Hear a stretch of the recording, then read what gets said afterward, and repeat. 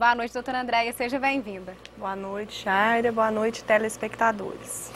Lembrando que a doutora Andréia é endocrinologista, vai falar um pouquinho pra gente sobre a tireoide. Então, se você de casa tiver alguma dúvida em relação à tireoide, é só ligar pra gente. Doutora Andréia, é dia 25, nessa sexta-feira, comemorado o Dia Internacional da Tireoide. Qual a importância em se comemorar esse dia? O objetivo dessa comemoração é para divulgar, né, a importância dessa glândula, que é a glândula tireoide, e divulgar os sinais e sintomas, né, e levar as pessoas que possam ter problemas com essa glândula a procurar um médico. Tá. Explica um pouquinho pra gente, André, o que é a tireoide? Então, a tireoide é uma glândula que todos nós temos e ela tem uma forma de borboleta. Eu trouxe aqui um exemplar, né? E ela fica localizada no pescoço, na região baixa do pescoço, logo abaixo aqui o pomo do Adão. Então ela é uma glândula muito importante, porque ela produz os hormônios da tireoide, que são o T3 e o T4. E esses hormônios, eles regulam várias funções do organismo. Eu costumo brincar assim, que ela mexe da ponta do cabelo até o dedão do pé. Então ela mexe com o organismo inteiro. Sim. Quando a pessoa tem algum problema da tireoide, doutora Andréia, quais são os primeiros sintomas? Então, primeiro, quais os problemas que podem acarretar, né, na glândula tireoide? São as disfunções dos hormônios. Então, as disfunções hormonais, elas podem ser a tireoide não estar conseguindo produzir direito hormônio, aí os hormônios ficam baixos, o que a gente chama de hipotireoidismo. Ou o excesso de produção dos hormônios da tireoide, o que a gente chama de hipertireoidismo. Então, são duas situações hormonais. No hipotireoidismo, todo no corpo desacelera. O metabolismo, a pessoa fica mais sonolenta, desanimada, déficit de memória. Nas crianças podem afetar o crescimento. Quando a criança já nasce com esse problema, pode dar até um retardo mental se não for tratado em tempo. Além disso, queda de cabelo, intestino preso, uma certa retenção hídrica, culminando com um pequeno ganho de peso, geralmente até 6 quilos no máximo. Pele ressecada, diversos sintomas, tudo desacelerado, né? O hiper já é o contrário, como é excesso de hormônio, e esse hormônio tem a ver com o metabolismo, então a pessoa fica agitada, tem insônia, o intestino acelera, às vezes a pessoa tem diarreia, perde peso, palpitação, taquicardia, tremores, queda de cabelo. Os mais comuns são esses. Mas qual é a principal função da tireoide? Então, não existe uma principal função, entendeu? Ela tem várias.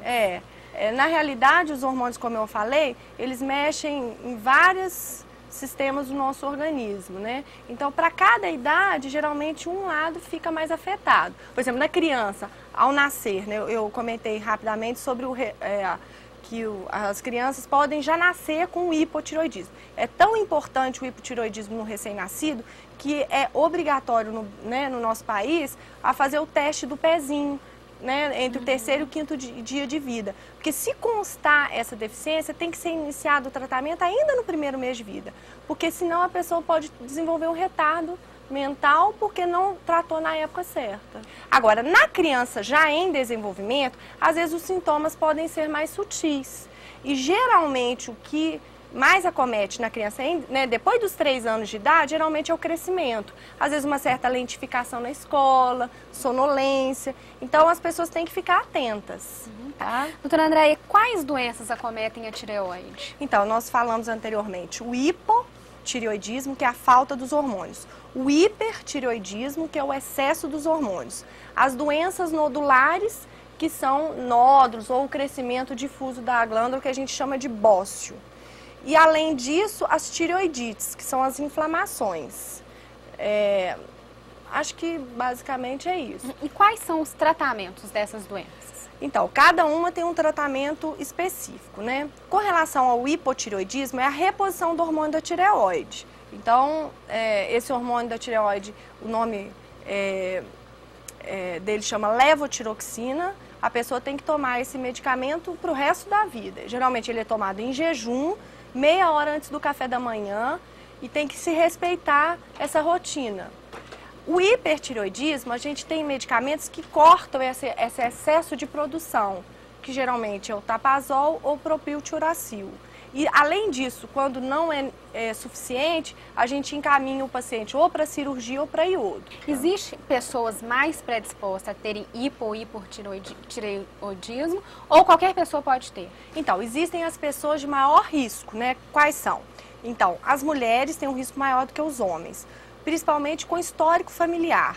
Aquelas pessoas que têm mais de um caso na família, a gente recomenda até um exame de rastreio, né? Que é fazer de tempos em tempos o exame hormonal.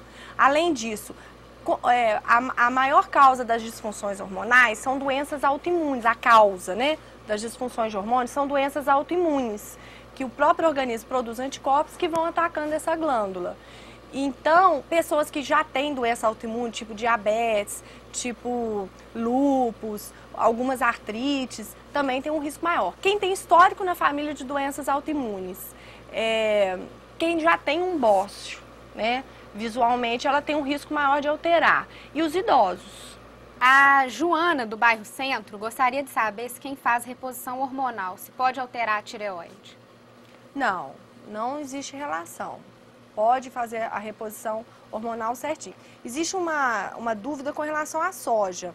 E tem um dos hormônios que se repõe, que é a isoflavona, né, da soja. Então, a soja ela pode até levar algumas alterações de tireoide, mas quando é exposto a grande quantidade, normalmente na dose da reposição, não. A Ellen diz que tem histórico na família de problemas na tireoide, o filho tem ronquidão e tem um pequeno caroço. Ela já foi ao otorrino e falaram que poderia ser calo na garganta. Ela gostaria de saber se pode ser o calo na garganta mesmo ou algum problema de tireoide. Isso é muito fácil de identificar. Primeiro, a tireoide, apesar dela ficar no pescoço, ela fica anteriormente à garganta, à laringe, ao esôfago, né? Então ela fica para frente. O calo de corda vocal, ele é visto por um exame que se chama laringoscopia, que olha por dentro. Então, normalmente, quem tem calo não necessariamente tem nódulo na tireoide. Agora, existe o autoexame da tireoide, que as pessoas em casa podem fazer, com relação a nódulo, né? Vamos mostrar aqui, doutora Andréia? Então, geralmente, a pessoa pega um copo de água, um espelho com um cabo, ergue a cabeça um pouquinho para trás, engole. Aí, ao engolir, a tireoide ela sobe e desce. Então, dá para ver se tem alguma nodulação proeminente. Esse exame é um exame simples, como o autoexame de mama, assim, a pessoa pode fazer em casa. Se perceber alguma alteração, aí sim procurar um médico. Tá.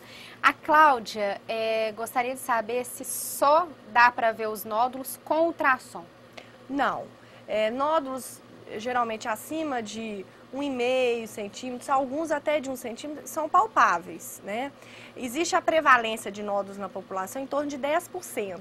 Quando você pega estatísticas que usaram ultrassom, tem estatísticas mostrando 30% a 50% de prevalência de nódulos de tireoide.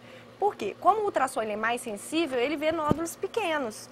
Então, como hoje o ultrassom é um exame rotineiro, fácil de se fazer, é muito comum achar nódulos mesmo sem perceber, com a palpação ou visualmente. O avô teve tireoide depois dos 80 anos e a minha irmã descobriu que tem aos 15 anos. Ela gostaria de saber se com isso ela pode ter a possibilidade de ter problema na tireoide. Histórico familiar aumenta a chance da pessoa de ter problemas de tireoide, sim. Ela do Centro gostaria de saber quais exames ela pode fazer para se diagnosticar os problemas na tireoide. Então, as alterações hormonais, geralmente a dosagem do TSH. O TSH é o exame mais sensível para detectar alterações hormonais. Você pode pedir junto também o T4, que é o segundo mais sensível, né? Além disso, quando se percebe nódulo ou se percebe o volume da tireoide aumentado, você pode fazer um ultrassom da tireoide também. A Márcia diz que está há 2 meses com tosse, já tomou vários antibióticos e xarope, mas não melhora. Ela tem hipotiroidismo, ela gostaria de saber se tem algo a ver. Foi interessante porque a gente não tinha comentado. Eu falei mais dos sintomas hormonais. né? Queda de cabelo, unha quebradiça, palpitação, tremedeira, ganho de peso, alteração do ciclo menstrual, batimento cardíaco e tal. Esses sintomas, né, são gerais, normalmente são hormonais. Existem os sintomas locais. Os sintomas locais, além da dor, quando o bócio, que é o aumento do volume da tireoide, é muito grande, ele pode comprimir estruturas do pescoço. Então, pode levar a rouquidão, tosse, engasgos frequentes, às vezes falta de ar dependendo da posição, mas isso geralmente quando é um bócio volumoso. A equipe da psicomotora deseja um feliz aniversário. Obrigada. A Letícia do bairro Centro tem hipotiroidismo e ela gostaria de saber se quem tem esse problema pode tomar pílula anticoncepcional. Pode tomar, não tem problema. A única questão é o seguinte, é necessário dar 4 horas da tomada do hormônio da tireoide. Então, o hormônio da tireoide sempre tomado com água, em jejum, e esperar de meia hora a 1 hora para tomar o café da manhã. E os demais medicamentos espaçar. Doutora André, infelizmente nosso programa está chegando ao fim. Mais uma vez, muito obrigada por sua participação, seja sempre bem-vinda. Você tem alguma consideração a fazer? Quer deixar um recadinho para os nossos telespectadores? Então, eu gostaria só de um último recado que foi engraçado que não teve essa pergunta e sempre ela existe, né? Se a pessoa fica ganhando peso por causa do hipotireoidismo, né? Não. Geralmente, tratou qualquer problema de tireoide, tratou, os sintomas vão normalizar, né? Se você continua com algum sintoma ou sinal, mesmo tratando o exame dando normal, aí a culpada não é a tireoide, né? Porque muitas pessoas justificam que engordaram. Porque eu tô com tireoide. Tem... Não. Ela está controlada. Se a tireoide está bem tratada, o hormônio está normal, a gente não pode atribuir a ela esses sintomas. Uhum. E nessa sexta é comemorado o Dia Internacional, né, doutora Andréia, da tireoide. Existe na nossa cidade alguma comemoração, algum evento em relação a esse dia? É hoje esse evento. É hoje. É hoje, assim, né? Eu me disponibilizei a vir aqui falar, né, para contribuir com a nossa região, com as informações, assim, de relevância para o público. Então, que bom que você, né, pôde vir aqui, cedeu um tempinho para explicar aos nossos telespectadores sobre a tireoide. E eu já deixo o convite para uma próxima oportunidade, doutora André. Muito obrigada, viu? Obrigada a você.